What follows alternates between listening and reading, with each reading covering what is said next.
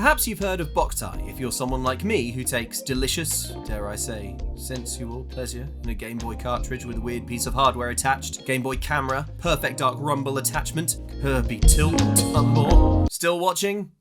No? I'll keep going anyway. Boktai, The Sun Is in Your Hand is a 2003 game released for the Game Boy Advance, and it's notable for two things. For one, it is the brainchild of Hideo Kojima, the guy behind Metal Gear and Zone of the Enders, and this. For two, the cartridge contained a photometric light sensor, which was entirely pivotal to the gameplay because you charged your gun with real sunlight. This wasn't a gimmick.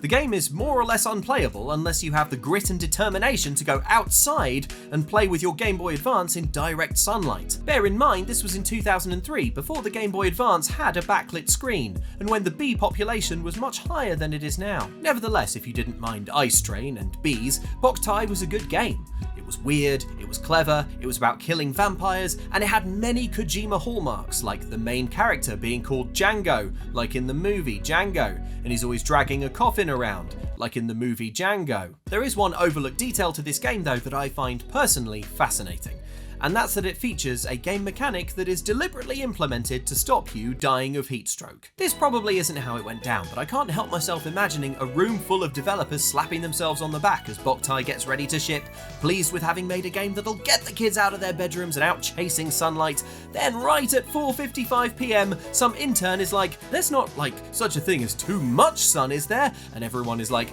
no, I don't think so. No, maybe, I don't think so. Fuck. It's a real dilemma though, right? You've got a game here that requires kids to go and sit in direct sunlight for ages to play it and beat its bosses, but like, sitting in the sun for ages isn't super advisable. I'd like to think that kids would be smart about it and use sunscreen and take care to rehydrate, etc. But then I remember how I basically ran into traffic to catch a Blastoise in Pokemon Go.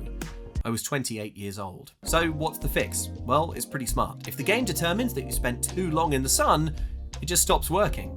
The game doesn't stop working, your gun in the game stops working. In Boktai, Django uses a weapon called the Gun Del Sol, which takes in real-life sunlight as its energy, marked by this charge gauge here, while this separate gauge underneath monitors how strong the sunlight hitting the cartridge's sensor is. As Flowey from Undertale here is happy to explain, if that brightness sensor stays cranked up for too long, the game will start to flash a warning in the corner. Then your gun actually overheats and stops firing until you take your Game Boy into the IRL shade for a bit. You're even warned that the gun remains hot after overheating ends, so don't take it right back into the sun or the same thing will happen again. For many concerned parents and skincare advocates, that would be enough. But Boktai, The Sun Is in Your Hand has one final ace up its sleeve for kids who push their luck.